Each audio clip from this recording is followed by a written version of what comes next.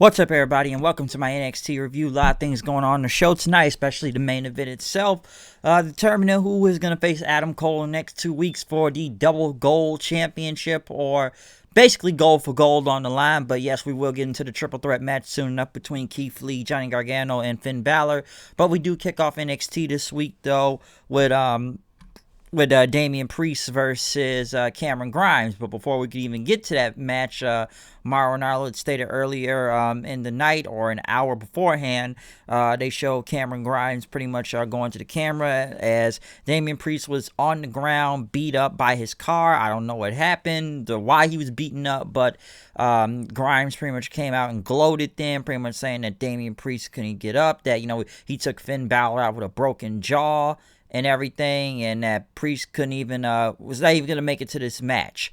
But Damian Priest ended up coming out there with taped up ribs and everything, so he still was able to still do this match against Cameron Grimes. Not a long match, I should say. Grimes ended up getting, of course, the cave-in, the cave-in on the outside of the ring to the ground, pretty much injuring his ribs more. Priest pretty much tried to fight back several times after getting off to the 10 count and everything, but Grimes was able to pretty much take advantage and hit him with another cave-in for the win. So I gotta say, man, they are really protecting Cameron Grimes. I will say that. Trevor Lee, whatever you want to call him, they are really protecting this guy really well, because they've been giving him some big wins, especially over Balor and especially over Priest. Yes, it's been an out in a way. It's still an out for Priest because, yes, he was injured and he was hurt, but they are finding at least a way to, they're still making him look credible at the same time. And he's like in that mid-card to, I don't want to say upper mid-card all the way, but they're having him beat some big names at the same time too, so they're really protecting him very well. It's not like he's going for a title right now or anything, since all the titles are occupied, but they are really keeping him in the, keeping him very protected in that upper mid-card level with Cameron Grimes, so he's doing really well out there. But next, though, they went to Rhea Ripley, who was pretty much asked about Io Shirai and everything. She did before she could even say anything. Next thing you know, Robbie E there, Stone, whatever you want to call them, pretty much comes in, tells him that, listen, you broke my heart and body 2 weeks ago, but listen, I still need you to join me. And he start making all these noises and everything, but Rhea Ripley ended up punching him and then throwing him into the trash. Aaliyah pretty much says, you can't throw my manager in the trash. How dare you do this? You can't do this at all. And then next thing you know, Aaliyah slapped Rhea Ripley, and pretty much she looked at it and says, you just earned yourself a match tonight. So there you go. Some people, I've had a conversation about this tonight about Cameron Grimes, because some people don't like this whole him getting beat up almost every week, which, it's funny, and this is brought up also with the whole Chelsea Green thing. It's funny, he gets more TV time than her, okay? Because she's the one that, broke up with him, and they're not like a team anymore. But that's kind of the last time you even saw Chelsea Green. Almost every other week now, you get Robbie E out there pretty much looking like someone that's on drugs or, all drunk and everything. And he gets a lot of TV time just for walking around drunk and getting beat up by people on the show. So in a way, like, it's just kind of funny. You think she would be going somewhere big, but it looks like he's doing more than she is. That's kind of funny when you think about it. Now, some people just don't like him probably getting beat up by other, like, random people every week, or the women. I thought it was hilarious last week what they did with Killian Dane, him hitting the glass window. I thought that was funny. Even the puke thing was funny to me, because all I could really sit there and think of was Vince saying, he's gonna puke! He's gonna puke! I can't do a good Vince impression, but that's all I could imagine. I actually thought that was really funny last week. I've enjoyed it, and I thought it was funny. I can see why some people don't like it. It basically makes him look like a cuck out there and everything. But this was actually pretty hilarious in my opinion. But we'll get more of Robbie E again later on. But like I said, it's almost, some say he almost has Chelsea Green's gimmick before, like it was an Impact, the Laurel Van Ness thing where she was like the drunk bride and whatnot. So there you go. But next, they went to another, how many videos we got this of Timothy Thatcher, with this Thatch can wrestling and whatnot. Since we got that again going on here, what can I say? He basically doing his training, and I guess he put this guy in some submission hold, and I don't know if he choked him out or submission him to death damn near, but the most important part is training is that they've all had fun. So the videos are good with Thatcher. I don't know where this is leading him to or who he's going to be going against, because this is like the second, third week now. I don't think they have anything for him to face yet, ever since he's beaten Matt Riddle and sent him off to SmackDown and everything. Like I said before, some people may say this guy's just really boring. So at least NXT has found some type of way to keep him interesting, because it's almost like, what is it? It's like, I think I described this before. Great wrestler, but he has the personality of a blank piece of paper. Basically, he's Dean Malenko, as some would say, okay? But pretty much right after that, then we get Santos Escobar and his crew, or what do they call themselves now? La something. They called themselves Legado del Fantasma faction. They came out to go against Jake Atlas. We pretty much got a one-on-one match with them. Very good match, I will say that. Of course, Escobar goes over with the Thrill of the Hunt, or the Phantom Drive, or whatever move you want to call it. Basically, he won this match clean. Didn't really get that much help from Mendoza or DJZ right there. So, yes, the heel actually going over clean. Just doesn't need any help to do. He did it all on his own. And this is him leading a new faction now, so they got to give him some type of way to give him some wins right here. So, this whole new heel thing is going out well for him. So I'm sure Spud will be back to get some type of revenge on him, but not bad. But next thing we go back to the Undisputed Era. Back in therapy session number 2 again. We have Mr. Dr. Kyle O'Reilly back again. And, they talk about his progress. And, Roderick Strong talked about, he was ready to get in the trunk, but there was just too much fear, and he ran away from it. And, he's been isolating himself, but, he's getting his mind straight. He wants to finally face his fears. Bobby Fish and Adam Cole, he says, all right, man, I think you're ready to do it and everything. We can do this. And then Roderick Strong looked, and he was like, Kyle? So they finally figure out that, Kyle O'Reilly, Dr. Kyle O'Reilly right there was just, Kyle O'Reilly the whole time. And next thing you know, all the Undisputed Era pretty much went to the trunk. Roderick Strong got in the trunk. He conquered his fears and everything. You did it, Roddy. They all cheered. And Adam Cole, the next fear you're going to conquer, you're going to face Dexter Lumis tonight and, beat him. And he says, yeah, they're going to do this. And then Strong pretty much hesitated as the others walked away. At one point, I wonder why Kyle O'Reilly was not on the show, why he hasn't been seen in multiple weeks. I thought he was hurt, and then I don't know what NXT said something about a movie, but my friend did inform me that it's mostly just due to the virus in general, which I see people are catching the virus right now as it is in WWE as of today also. And trust me, it's a lot of people in wrestling catching the virus. Well, then again, both of these companies are in Florida right now, and they got the highest case rate, but I'll explain that another time, but I kind of seeing why. But I guess, yes, Kyle O'Reilly has diabetes, so that's why he is not on the show. I didn't know that till the night, okay? I really did not know anything about him having that, because I was wondering, like, where's Kyle half the time? Where's Kyle? But at least I know why now, so I can really understand why he cannot catch this shit. But it was good to just see Kyle O'Reilly, as the doctor. I thought that was hilarious, these whole therapy segments. Next, we got an interview from Malcolm Bivens and Dashir. Pretty much he's pissed off to Pistivity, and that, he blames, Birch and Lorcan getting involved in their business last week, and now they're going to get payback on them at some point. Next, Kaden Carter and Casey Catanzaro went against Dakota Kai and Raquel Gonzalez. Not a bad tag match, I will say. Gonzalez looked like a fucking beast out there. Let me say that, too, especially when she did that freaking powerbomb on Catanzaro. Basically, her and Carter net a really small one, especially, Casey there. Very, very small, so she can basically get thrown around like a rag doll and whatnot. This was good, real good, okay? Dakota Kai ended up coming with a submission on Catanzaro for the win. Right after Dakota Kai pretty much said she's coming for Io Shirai for the titles. Honestly, I'm surprised they don't go for the tag titles, which I'm sure will be at one point. I'm sure Sasha and Bayley will end up facing them. As my friend Steven said tonight, they may be the ones to take the belt off of them. Possibly. They've been establishing this team very, very well in the past few months and whatnot, especially with the matches and wins they've been picking up over people. So, Dakota Kai and Gonzalez there. They may most likely get those tag titles sometime in the future. I don't know when, but I could see that because it's not like they got a lot of good tag teams on Raw or SmackDown. The only one's really gonna find good on is probably NXT, and this is a good one right here. So yeah, Dakota Kai wants to go after the NXT Women's Championship.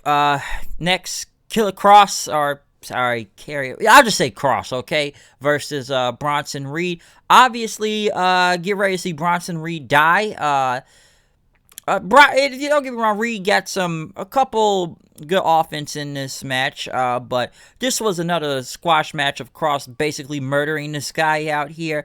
I know, he kept throwing Reed with several suplexes and whatnot. Reed pretty much fought bad and even hit a German suplex on him, which Cross no-sold and basically fired up. Then right after, pretty much beating the crap out of this dude, hit him with several Northern Lights suplexes, and hit him with a big Doomsday Saito, and then the cross jacket for the win. So yes, Cross goes over big time, of course, murdering Bronson Reed out there again. I know they went to Adam Cole, pretty much asking him about his thoughts on the triple threat tonight, saying that who's going to be the easiest, and that he's going to get one more title. They played another Mercedes Martinez video of her coming soon, so we'll see what happens from that. Rhea Ripley then went against Aaliyah, which it's kind of odd watching Ripley in this position. Even my friend said this too. I'm sure a lot of people said this about Rhea Ripley, especially in the spot she's in right now. It's kind of crazy because, okay, she went against Aaliyah, and of course Stone got involved, and he even threw a shoe at Ripley before she could do her submission hold and everything. And as she threw the shoe, she started chasing, Robbie E there all over the place. Aaliyah pretty much tried to get take advantage and get the win with the roll up, but it did not work, and Ripley ended up hitting the riptide on her for the win. Okay, because it is kind of weird now seeing Ripley in a feud with Robbie E here, which is kind of like a comedy feud almost, especially with Aaliyah also. So it's kind of funny when you think about it, but don't get me wrong, Ripley got the win, but you kind of look where she was, and I'm sure people have said this before about WrestleMania, especially what happened at WrestleMania with Charlotte winning. It didn't really do Ripley any favors after this, because, listen, as fantastic as that match was at WrestleMania with Charlotte and Ripley, it was a fantastic match. We just knew the wrong person went over, okay? I knew Charlotte was going to go over, and I knew why, but at the same time, I've said this before, Ripley could have been a made person there that night. Even my neighbor says this too. They want to say, well, she's only 23 years old. Oh, okay, good. Then let her be a big freaking star then at that age, okay? How long you want to wait, all right? And you kind of look what after WrestleMania, which has happened to Ripley, and I know she took the pinfall in Your House also, and now she's kind of relegated to this feud with, Robbie E and whatnot, but, Triple H wants to say, long-term storytelling and whatnot. And now the belt's off of Charlotte at this point. I'm sure Ripley in the future will sometime get the belt, unless they want to build this whole giant redemption story for her to get the belt back, because, come on, Charlotte ain't got the belt right now and everything, and apparently she's hurt and whatnot. Yeah, she'll probably be champion of some other show soon enough, but, Ripley, though, I don't know, it's a weird spot for Ripley right now, because some people say she's not special anymore. When she beat Shayna Baszler and won the title and just, was looking like a badass and everything, which she still does, it's almost like that loss in WrestleMania, it's like that special factor was taken away, and that she's become basically like everyone else on the roster right now, because why is she even in this feud when you think about it? Because she can't go for the belt right now, so now she's just doing this. Okay, so that's basically what she's doing. So maybe I think they just want to keep her out the title picture for a while until later on. But hey, that's Triple H with his long-term storytelling for you. Hey, New Japan does that shit too, Gato and whatnot. But some say he's probably copying off of New Japan. I don't know. We'll see about that. Next, Dexter Lumis came out to go against Roderick Strong. Bobby Fish was with him. Bobby Fish had to get him on there because Strong was kind of afraid. Basically, this wasn't even a match, okay? This was just Strong running away from Lumis the entire match, okay? That's basically what it was. He even ran to the damn glass thing, and I guess he won by count out. And, he tried to even put his submission on Fish, but Fish got out of dodge and ran off and was gone after that. So this wasn't much of a match. At one point, I even said that I expected Dream to come out due to, Loomis and Dream. I guess it's going to be some oddball team, but I don't know if we're going to be seeing Dream for a minute now due to now he's got allegations too against him, and, his shit's not looking good. So I think they probably want to keep him off of TV for a minute until this kind of blows over or whatnot, or until his lawyer handles it or something. But I heard a Dream shit a minute ago. I didn't really look into it as much, and I didn't go out. What, they had like one clip and everything, and there wasn't much to go on. But now I don't know, I'm hearing multiple people and whatnot. I don't know, man. Everybody's getting caught on some shit nowadays with this whole allegation thing. Like I said, I've already spoken my thoughts on it before and what I think about it and everything, and whatnot. Like I said, most of it's mostly going to probably be taken in court and everything, but I don't know, apparently the internet thinks their lawyers on Twitter and whatnot think they know what the fuck they talking about when it comes to these cases. You're not a real lawyer, so you can't determine everything if, this should happen to this person, or this happened to this, or if you say this about someone, this is bad. I don't know. It's a lot. I've already explained this in several videos or whatnot. I don't know if he did it. It's allegedly. The word allegedly is put in for a reason, okay? So, yeah, the guy's got allegations on him right now, so I don't think we're going to see the Loomis and Dream team, I guess, anytime soon, because that's what it looks like where they're going. But, like I said, he got some shit now, so I don't know. Maybe, for all I know, maybe he's on TV next week, but I highly doubt it, though. Next, William Regal, I guess, was talking to Robbie E. I guess he told him and Aaliyah that he's going to be facing Rhea Ripley next week in a handicap match. We'll see how that goes. Regal also announced that next week it will be a fatal four-way to determine the next number one contender for Io Shirai for the NXT Women's Championship. Dakota Kai, Candice LeRae, Tegan Nox, and Mia Yim. Next week, we also get the Great American Bash. Gotta, guess, do something for the holiday or whatnot. I have not heard about the Great American Bash in damn near, I don't know, since 2009 when it was just the Bash, or maybe it was 2008 when it was still the Great American Bash or whatnot. I don't know, but yes, the Great American Bash is apparently coming back next week on TV to NXT, folks, okay?